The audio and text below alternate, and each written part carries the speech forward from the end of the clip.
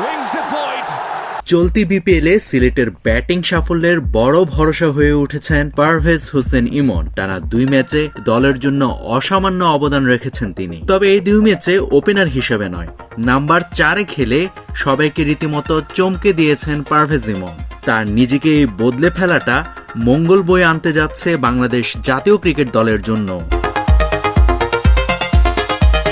সিলেট টাইটান্সকে মূলত 4 নম্বরে নামা পারভেজ ইমনের ব্যাটের উপরেই নির্ভর করতে হয়েছে এই আসরের প্রথম 2টি ম্যাচে। পরপর 2 ম্যাচে একই পজিশনে 50 করেন ইমন। তিনি দেখিয়ে দিলেন ওপেনার হয়েও মিডল অর্ডারে তিনি বেশ কার্যকরী। 2 ম্যাচেই যথাক্রমে প্রায় 200 এবং 150 স্ট্রাইক রেটে 60 2টি ইনিংস খেলেছেন ইমন। একটা ম্যাচে আবার দলকে জেতাতে অসামান্য অবদান রেখেছেন। টুর্নামেন্ট শুরুর আগ থেকে আলোচনা ছিল যে পারভেজ ইমন এবারের বিপিএলে 4 নম্বরে ব্যাট করতে পারেন।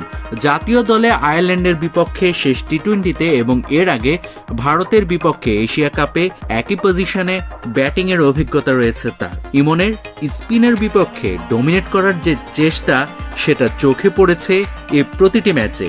যদিও ইনিংস বড় করতে পারেননি তিনি জাতীয় দলের হয়ে, তবে জাতীয় দলে তিনি দেখিয়ে দিয়েছেন 4 নম্বরে তিনি স্পিনকে মোটেই ভয় পান না। মিডল ওভারগুলোতে পুরনো বল দিয়ে বাউন্ডারি মারার সক্ষমতা ইমনকে আলাদা করে তোলে। এই জায়গাটি আসলে বাংলাদেশের টি-20তে মিডল অর্ডারের সবচেয়ে বড় চাহিদা।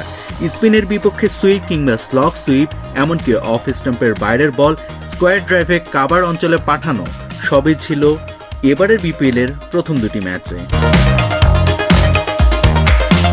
সিলেট ম্যানেজমেন্টও স্পষ্টভাবে ইমনকে 4 নম্বরে রেখে তার কাছ থেকে সেরা আউটপুটটাই নেওয়ার চেষ্টা করছে। পাওয়ার প্লের পরে মাঝের ওভারগুলোতে স্পিন ডমিনেট করার দায়িত্ব সম্পূর্ণভাবে ইমনের উপর এবং প্রথম 2টি ম্যাচে তিনি সফল হয়েছেন। ধারাবাহিকভাবে এই ভূমিকা পালন করতে পারলে বাংলাদেশের মিডল অর্ডারের জন্য ইমন হয়ে উঠবেন একজন সম্ভাবনাময় ব্যাটসম্যান।